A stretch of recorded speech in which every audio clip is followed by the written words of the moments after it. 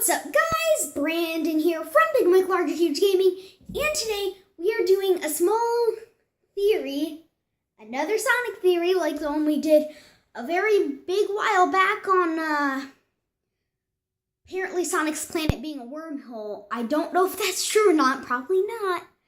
That was probably just the rings, the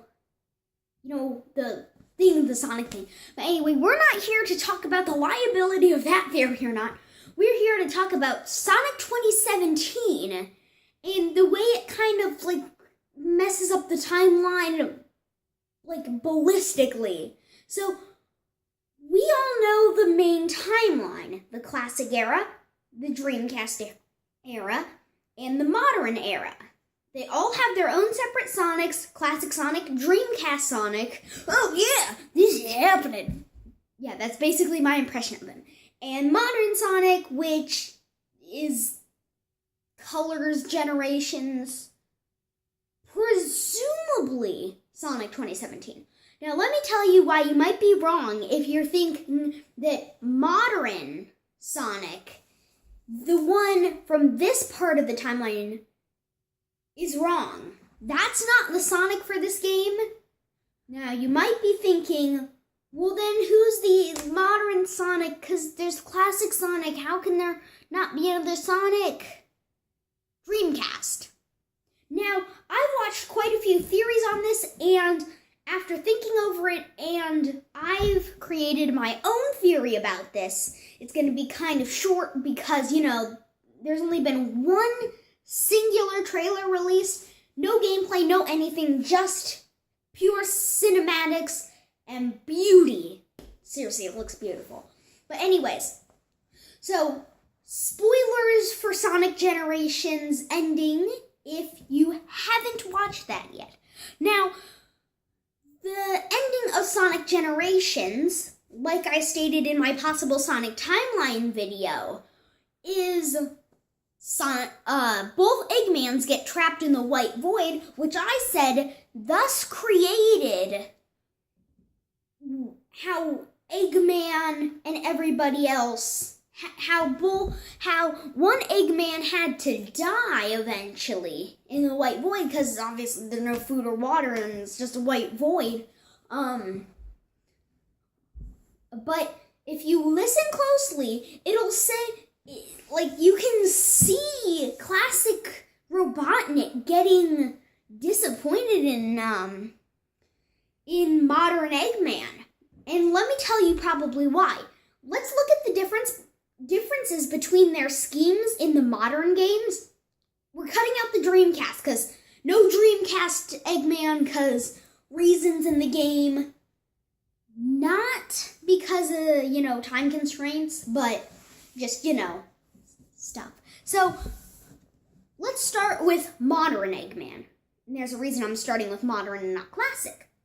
Basically, modern Eggman schemes are always big and creative and on a huge scale. Just take Sonic Unleashed or Sonic Colors, for example. Sonic Unleashed, you have this gigantic worldwide destruction scheme that's literally breaking the planet into pieces.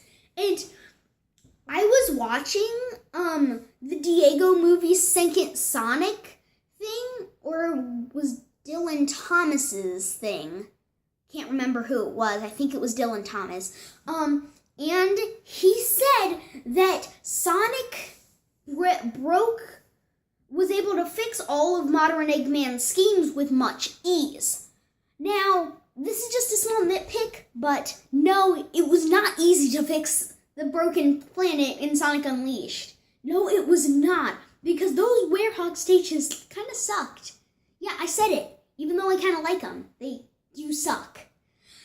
Anyways, back to the real topic. So, all of his schemes are creative and big and very, almost like a very cartoony guy would do. And with the new style of Sonic games, this would make sense for him to do. Because, with the style of more comedy and the new voice actors recently, there has been a lot more new style in Sonic now. So yeah. Now let's take a look at Classic Robotnik. Classic Robotnik, from the beginning, so Sonic 1 to Sonic 3 and Knuckles, basically. Those are his schemes. You can't count Sonic 4 and Sonic 4 Episode 2 because those games happen after the Advance series.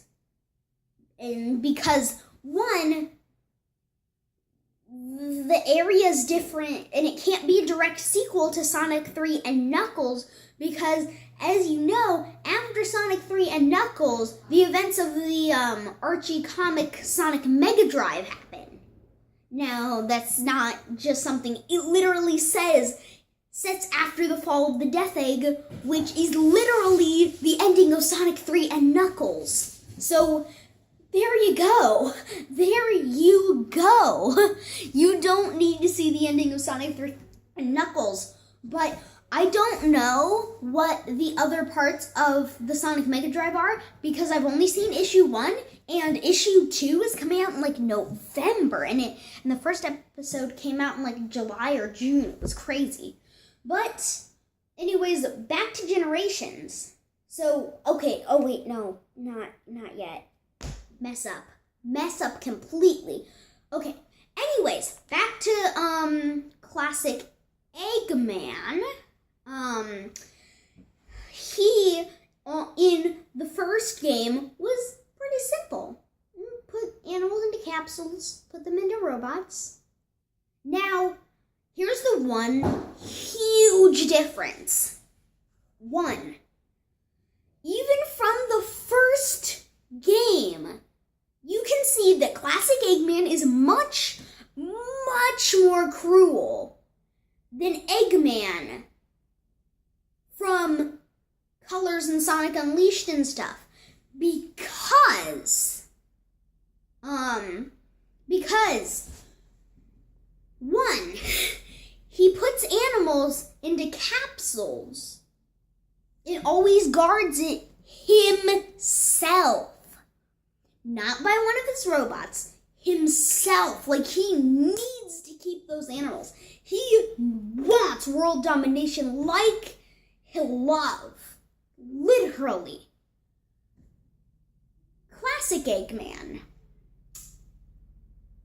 The only game that he has had animal capsules directly from Eggman himself, not counting the time attack in Sonic Adventure 1, which Eggman wasn't a part of those levels, really. And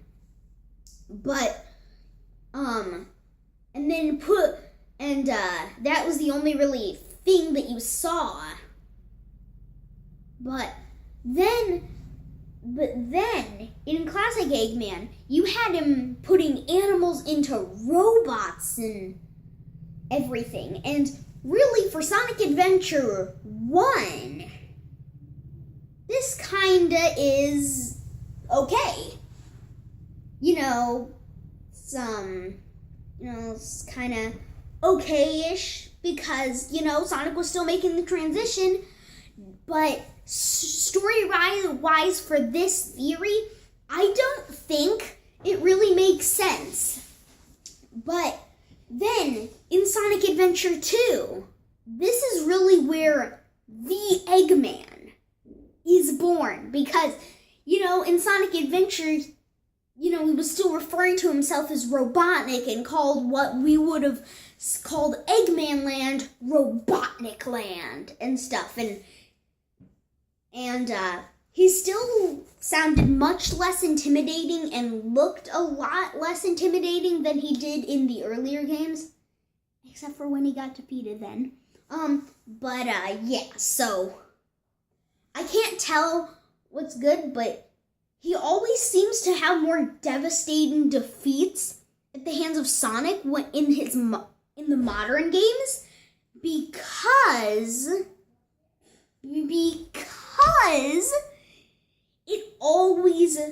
because he always has way too big clans. Compare even Sonic Adventure 2 or Sonic Adventure 1 to Sonic 2. Let's compare Sonic Adventure 2. You have this gigantic space arc that Eggman's gonna blow up the planet with and then rule over space, I guess. I don't know. I guess. I don't know. I don't understand at all what his point is with that. But he blew up the moon. But, here comes another paradox. But we'll get into that after this. So, even that, it's like gigantic, and everything is like, I'm gonna blow up everything. You better surrender to me, President. And then Sonic 2. I'm gonna build a Death Egg with some Chaos Emeralds, but Sonic's gonna get them from the special stages that actually really kind of suck. Oh no, the Death Egg fell on Angel Island. Yeah, that was basically the plot for Sonic 2. Also, animals and capsules again, animals and robots, just like the first time. Gotta keep that in check.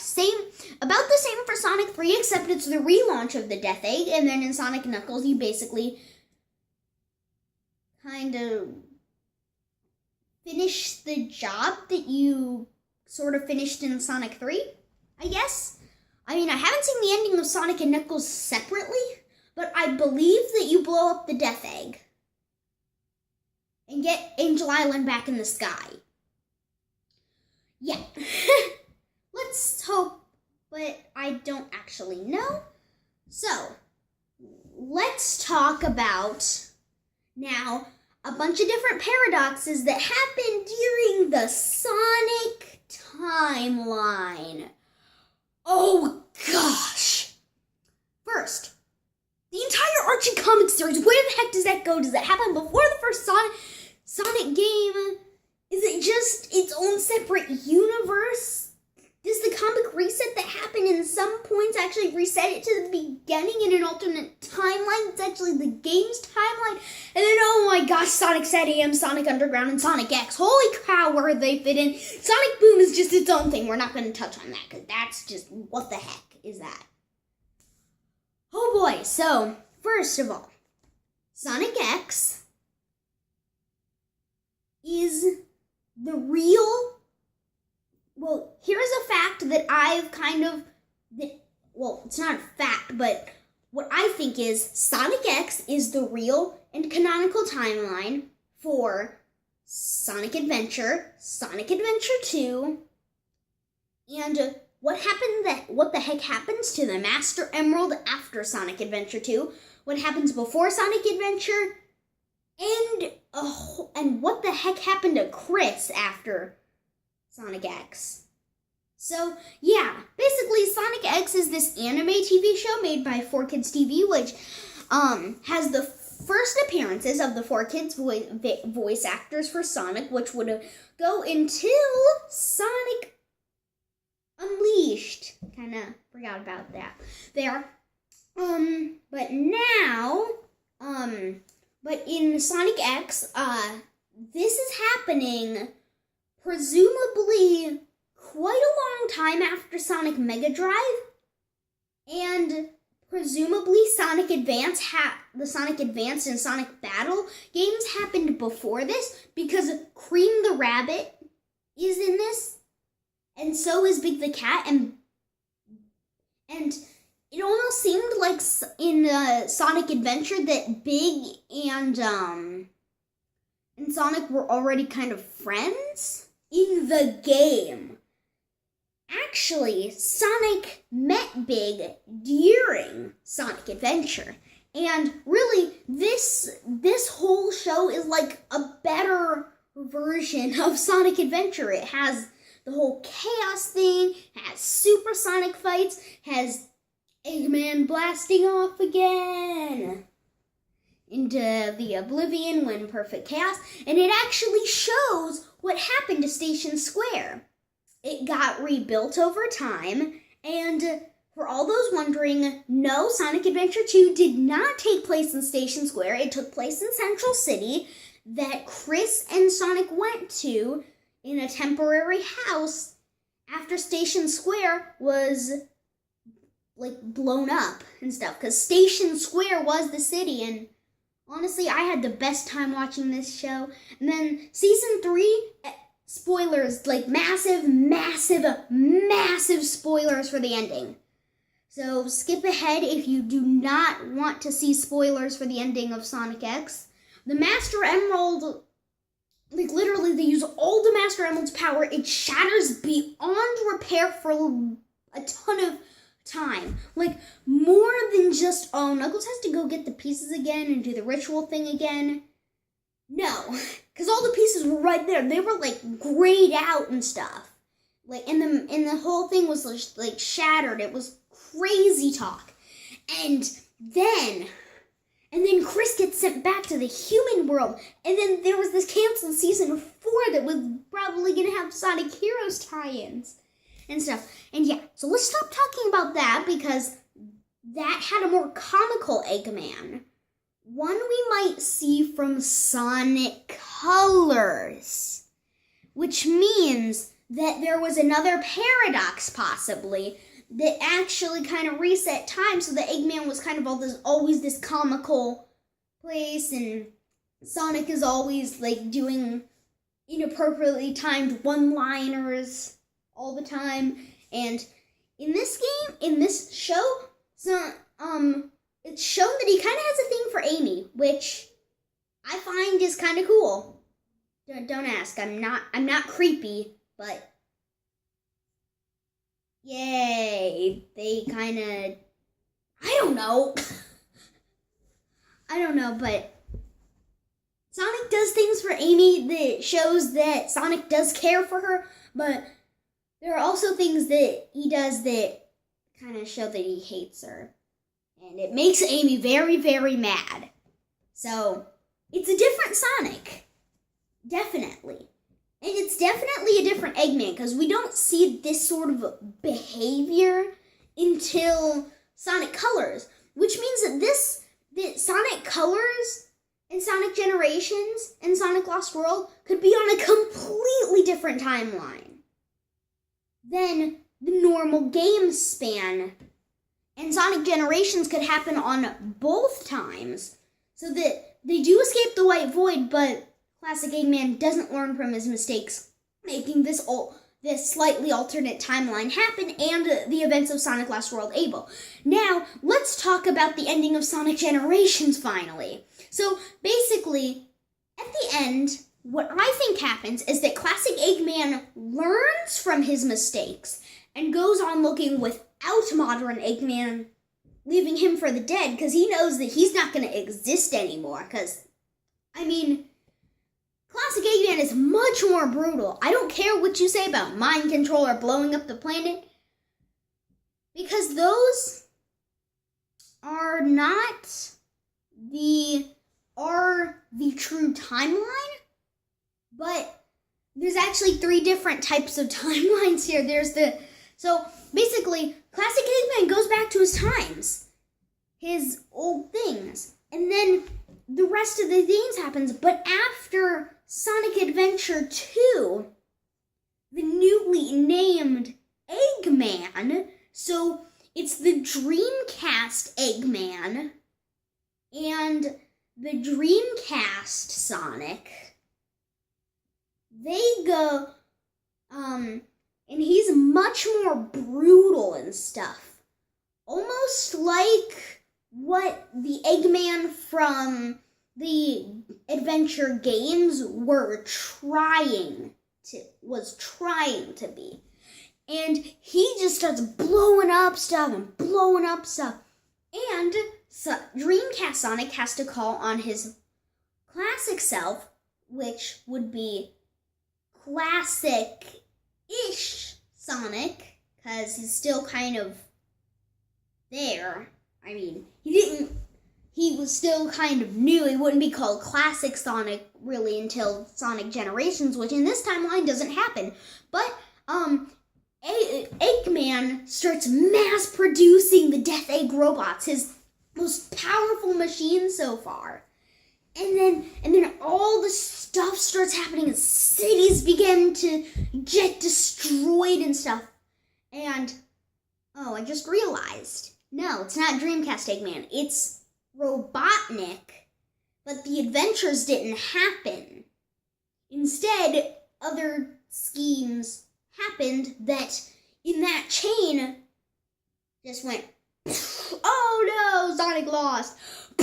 Oh no, Sonic lost. And then now we're on the scheme, which could be Project Sonic 2017.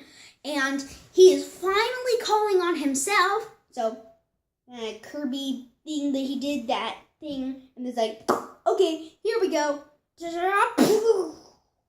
And then the whole thing just blows up, and Sonic 2017 happens. So basically, that is my theory for Sonic 2017. So, I guess that's about it for this video, guys. If you enjoyed the video, please leave a like and subscribe. But this is Brandon from BigMcLargerHuge Gaming, signing off.